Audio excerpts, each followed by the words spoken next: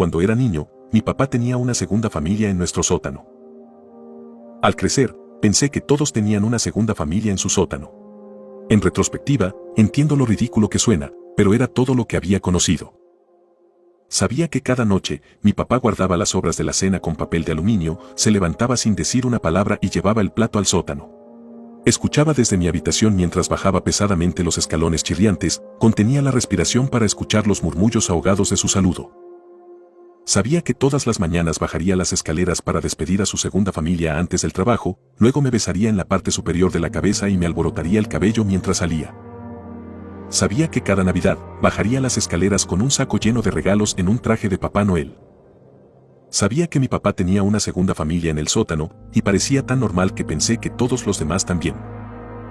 Nunca olvidaré la primera vez que le pregunté a mi mamá sobre ellos. Era joven, quizás 5 años, cuando finalmente encontré las palabras para preguntar: «Mami, ¿por qué no puedo jugar con la gente del sótano?». Mi mamá era la encarnación humana de la energía frenética, una máquina orgánica de movimiento perpetuo. Siempre paseando, o limpiando, o removiendo una olla. Siempre con un cigarrillo encendido entre sus dedos. Nunca olvidaré que, mientras esa pregunta flotaba en el aire, finalmente se detuvo por primera vez. Su quietud era inquietante de una manera que no puedo explicar. «No hablemos de ellos», se apresuró, persiguiendo la declaración apresurada con una larga calada de su cigarrillo. Soltó el humo por la ventana abierta antes de inclinarse para encontrarse conmigo a la altura de la cara, sus ojos inyectados en sangre a solo unos centímetros de los míos. «No necesitas jugar con los niños, pero los niños necesitan a papá». Se detuvo de nuevo, la inquietante imagen de ella en un punto muerto se grabó en mi mente de forma permanente. Finalmente, murmuró: «Papá también los necesita». Esa noche, escuché a mi mamá gritarle a mi papá en su habitación. Me sorprendió que no supieran que yo lo sabía, más sorprendido, incluso asustado, al descubrir que no querían que yo lo supiera. Sobre todo, no querían que le dijera a nadie en la escuela, a nadie en absoluto, en realidad. Después de esa noche, todo fue diferente. Mi papá solo guardaba las sobras después de la cena, solo bajaba la comida después de que me había ido a la cama. Dejó de visitarlos por las mañanas por completo. Mi mamá también comenzó a actuar de manera diferente. Siempre había notado que ella estaba distante de mi papá, siempre había notado cómo se erizaba bajo su toque, cómo se escabullía al otro lado de la habitación cada vez que él entraba. Pero empeoró después de eso. Cuando era niño, me sentía profundamente culpable. Sentí que había arruinado el matrimonio de mis padres. Pero yo era solo un niño, y tenía curiosidad. Mi madre tenía la intención de disuadirme de hacer más preguntas, pero accidentalmente reveló algo que me hizo sentir aún más curioso: la familia de abajo tenía niños, tal vez niños de mi edad con los que jugar. Necesitaba saber sobre ellos, en la forma en que los niños pequeños necesitan comprender toda la extrañeza de este mundo caótico, necesitan dar sentido a las tonterías que nos rodean a diario. Las tonterías a las que nos acostumbramos cuando somos adultos pero con las que luchamos sin cesar de niños, como un rompecabezas o un acertijo o un juego de palabras en una prueba de matemáticas sobre la compra de 80 sandías.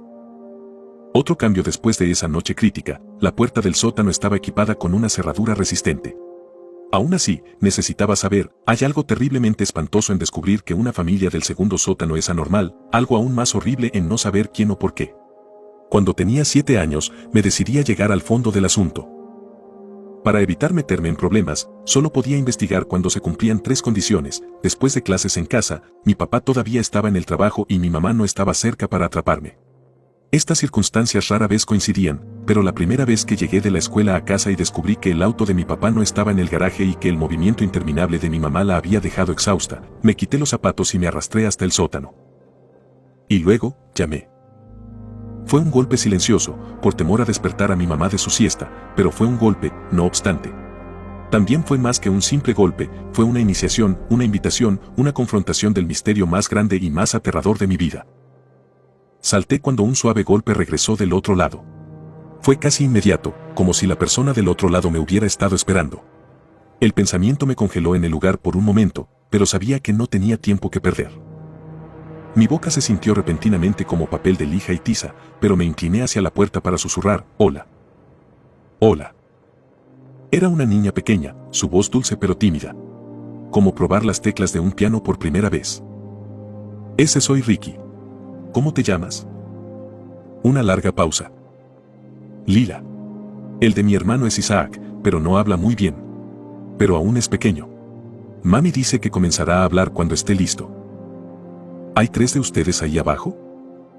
Aje respondió simplemente, como si toda la situación se sintiera tan completamente normal para ella como lo había sido para mí. Sin embargo, papá viene de visita a veces, así que supongo que hay 4. Mis ojos se abrieron cuando una ráfaga de preguntas comenzó a brotar en mi mente, pero escuché a mi madre comenzar a moverse en su habitación. Aceleré por el pasillo y entré en la sala de juegos. Ocupé mis manos con mis juguetes, pero mi mente estaba en otra parte. Los brotes de preguntas continuaron creciendo rápidamente y pronto se apoderaron de mis pensamientos como un parche rebelde de malas hierbas. Y como malas hierbas, las preguntas eran obstinadas, imposible deshacerse de ellas. Las raíces de la situación y sus implicaciones se desenredaron, se extendieron por todo mi cuerpo. El miedo se plantó firmemente en mi vientre cuando me vi obligado a enfrentar la posibilidad de que realmente no conocía a mi padre, que realmente no conocía a mi propia familia en absoluto. Si mi papá también era el papá de Lila, ¿qué significaba eso para mí? ¿Para mi familia? ¿Y por qué no se le permitió salir del sótano? Durante los 2 años siguientes, me escabullí hasta la puerta del sótano en esos raros momentos de libertad. Llegué a conocer a Lila, llegué a quererla y, finalmente, incluso a amarla, era mi mejor amiga. De niño, estaba bastante solo, mis compañeros de clase se alejaban de mí por razones que no podía entender del todo, como si algo en mí fuera inherentemente repelente para mis compañeros. Solo tenía un amigo en la escuela. Y en casa tenía a Lila. A medida que hablábamos más, una corriente interminable de preguntas de ida y vuelta abarrotadas en los momentos más breves, ambos llegamos a comprender las diferencias entre nosotros, entre nuestras vidas y nuestras circunstancias. Las diferencias que al principio se sentían tan normales se hicieron más grandes, más agudas y más aterradoras de lo que cualquiera de nosotros podía comprender. La injusticia de todo se volvió imposible de ignorar. Lila lamentó que no le permitieran ir a la escuela, que no podía salir a jugar, hacer amigos o andar en bicicleta por la calle sin salida en verano hasta que las farolas se encendían y las cigarras comenzaban a chillar. Incluso añoraba las cosas que más detestaba, la tarea, lavar los platos después de la cena, ordenar mi habitación todos los domingos por la mañana. Dijo que había vivido en ese sótano toda su vida, que probablemente incluso había nacido allí. No podía recordar nada diferente antes de ser encerrada en la habitación fría y mohosa. Me avergüenza admitir esto, pero, finalmente, no pude manejar la culpa que sentía por vivir la vida que Lila nunca tuvo, nunca podría tener en mi mente. Era tan joven, tan ingenuo. Yo no sabía cómo manejar la situación, así que hice lo único que se me ocurrió. Dejé de intentarlo. Dejé de visitar a Lila. No más intercambios secretos y susurros, no más golpes rápidos en la puerta solo para hacerle saber que yo estaba allí, que alguien estaba allí para ella. Días, semanas, meses y años pasaron sin que Lila dejara mis pensamientos por completo, pero con su existencia en cambio, compartimentada. Confinado al sótano de mi propia mente. En casa, era más difícil mantener los pensamientos sobre ella encerrados. Cuando mi papá le traía la cena horas después de mi hora de acostarme, me encontraba despierto y calientito en mi cama. A veces la oía gritar. A veces oía que la bandeja caía al suelo y el plato se rompía con el impacto. A veces la oía llorar, sollozos terribles y dolorosos, mientras montaba nuevos juegos de Lego en la sala de juegos. A veces ella gritaba mi nombre. Nunca me perdonaré por esto, me odio por eso, y lo merezco, pero la ignoré todas las veces. Sin embargo, lo peor de todo fue cuando empezó a llamar. Estaba terminando mi tarea de ciencias para el día cuando llegó el primer golpe. Un golpe silencioso, pero un golpe, no obstante. Una iniciación, una invitación, un enfrentamiento. Mi sangre se heló cuando me di cuenta de dónde venía, de quién venía. Me subí a mi bicicleta y no llegué a casa hasta que la cena estuvo en la mesa. Esa noche, escuché a mi papá gritarle a Lila por primera vez. Le gritó que la golpearía. Cuidaba de ella, de su hermanito y de su mamá, y eso solo podía hacerlo si ella se quedaba en el sótano, si se quedaba callada. Sin embargo, no la convencieron, y sus golpes solo se hicieron más frecuentes y más fuertes. Yo tenía unos 10 años por entonces, así que tenía un poco más de libertad, toda la libertad del mundo, en comparación con Lila. Evité mi casa a toda costa, solo volvía por las noches, donde los golpes me saludaban de inmediato. Para entonces, se trataba menos de tocar y más de empujar el peso total de su cuerpo contra la puerta. Mi madre empezó a pasar la aspiradora por la casa obsesivamente solo para tapar el ruido. Ya ni siquiera miraba a mi padre a los ojos. Me imaginé los moretones floreciendo en el hombro de Lila, arriba y abajo a lo largo de su brazo. Si le dolía, no lo sabía. Ella no se detuvo. Dormir se convirtió en un recuerdo lejano, dejándome aturdida, irritable, confundida y, sobre todo, aterrorizada. Empecé a aparecer en la casa de mi amigo de la escuela, ahora mi único amigo, sin anunciarme solo para escapar de los golpes de Lila. Claramente, a sus padres no les caía bien, y las tensiones aumentaron entre nosotros dos, escalando hasta un punto de ebullición que terminó en una pelea. Le di un puñetazo en el estómago y volvió con las palabras que me destrozaron. Un golpe mucho más poderoso de lo que podría haber dado con sus pequeñas manos cerradas en puños. Mi mamá dice que eres un cabrón, que tu mamá es una puta. Tuve que buscar las palabras en mi diccionario cuando llegué a casa. Tuve que armarme de valor para, una vez más, hacer una pregunta difícil: mamá, ¿soy un cabrón? Tuve que ver a mi mamá perder su impulso, para detenerme de nuevo. Tuve que ver cómo se apagaba la poca luz que le quedaba. Tuve que sentarme allí mientras ella salía de la habitación, tuve que sentarme allí derramando lágrimas calientes mientras los golpes volvían a sonar, cada poderoso golpe contra la puerta destrozaba mi mente, un doloroso recordatorio de que Lila venía por mí. Pero mi mamá regresó y regresó con un viejo recorte de periódico en sus manos, desgastado en los bordes. Lo sostuvo contra su pecho cuando finalmente me dijo la verdad sobre Lila, sobre la segunda familia de papá en el sótano. Yo era joven, pero necesitaba saber. Mi mamá también lo sabía.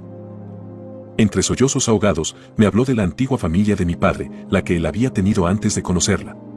El horrible error que habían cometido, el que le dio lo mejor que había tenido en su vida pero le quitó otros 3.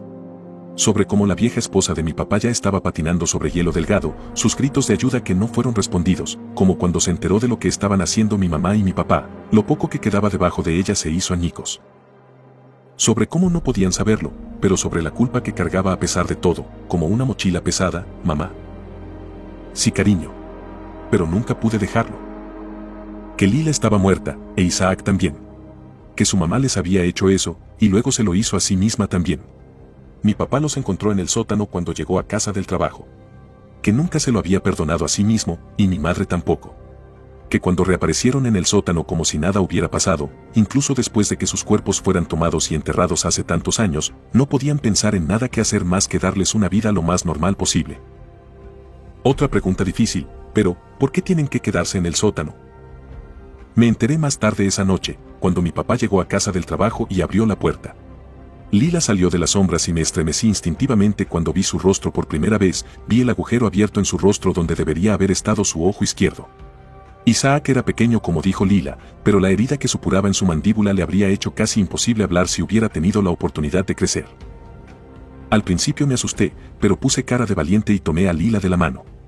Jugué con Lila e Isaac por primera vez, compartí mis juguetes con ellos, me reí con ellos. No conocí a su mamá ese día, pero lo haría, años después. Una vez que ella, Lila e Isaac supieron que había sido de ellos, luchó para sobrellevar la situación. No sale a menudo, pero la trato con amabilidad cuando lo hace. La mujer que conozco ahora no podía imaginarla haciendo lo que hizo. La segunda familia de mi papá todavía se quedó adentro, pero ya no estaban confinados a las sombras del sótano después de ese día. Se convirtieron en menos de la segunda familia de mi padre a medida que todos nos convertimos en una familia más grande que reía, jugaba y amaba juntos. Ya no vivo en esa casa. Ahora soy un adulto, con un enorme aprecio por toda la libertad y las oportunidades disponibles para mí que alguna vez di por sentadas. Sé que mi familia está lejos de ser normal, incluso horrible y horrible en muchos aspectos que ayudé a perpetuar cuando era niño, pero es todo lo que he conocido. Los amo, a todos. Todavía visito cada vez que puedo, para cumpleaños, Navidad y vacaciones de verano. Y cada vez que visito, me tomo un momento para estar agradecido por el hecho de que cuando llamo a la puerta principal, Lila me abre. Espero que el video te haya gustado, y de ser así, no olvides dejar tu like y suscribirte. Te ha hablado el Solo, y esto ha sido El Abismo. Buenas noches.